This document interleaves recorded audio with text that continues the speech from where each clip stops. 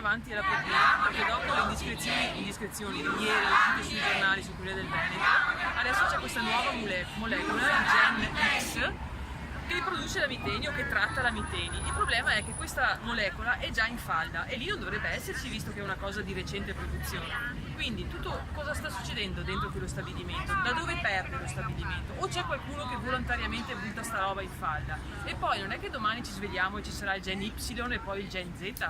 Questa azienda va sequestrata e chiusa. Basta, basta, basta.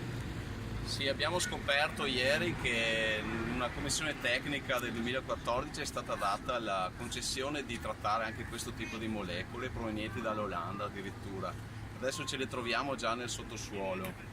Per quale motivo è stata data questa autorizzazione? Già è stata data in piena emergenza un'autorizzazione per un cogeneratore come per dare un incentivo a rimanere sul posto alle amiteni.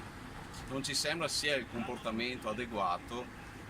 Anzi, dovremmo provvedere al più presto a sequestrare l'azienda e a fare in modo di vedere cosa c'è sotto questo pastiglione di sostanze che continua a inquinarci le falde. Chiediamo il sequestro.